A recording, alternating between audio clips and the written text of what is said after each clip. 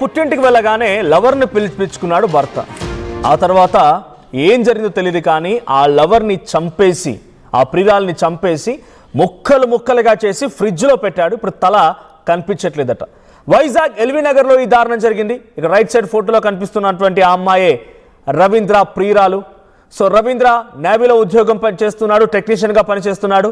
So తన భార్య ఇటీవల పుట్టింటికి వెళ్ళింది. అటు భార్య పుట్టింటికి వెళ్ళగానే రవీంద్ర ఈ అమ్మాయి మౌనికని తన ఫ్లాట్ పిలిపించుకున్నాడు. సో ఇద్దరికి ముందుగానే పరిచయం ఉంది, పెళ్లి కంటే ముందే పరిచయం ఉంది. ఆల్రెడీ రవీంద్రకి పెళ్ళయింది కూడా. సో అయినప్పటికీ ఆ మౌనిక అనేటువంటి అమ్మాయిని, తన ప్రియురాల్ని ఇంటికి పిలిపించుకున్నాడు రవీంద్ర. ఆ అమ్మాయి ఇంటికి వచ్చింది. సో ఆ తర్వాత ఏం జరిగిందో తెలీదు.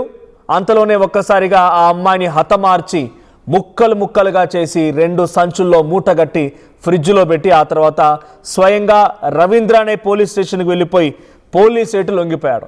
ఆ తర్వాత పోలీసులు ఆయన ఇంటికి తీసుకొచ్చి ఆ ఫ్రిడ్జ్ డోర్ ఓపెన్ చేస్తే ఆ శరీర భాగాలన్నీ కూడా ముక్కలు ముక్కలుగా చేసి ఆ ఫ్రిడ్జ్లో పెట్టినటువంటి సంచిలో గమనించారు. కానీ ఇక్కడ బిగ్ ట్విస్ట్ ఏంటంటే ఆ అమ్మాయి తల మాత్రం కనిపించట్లేదంట.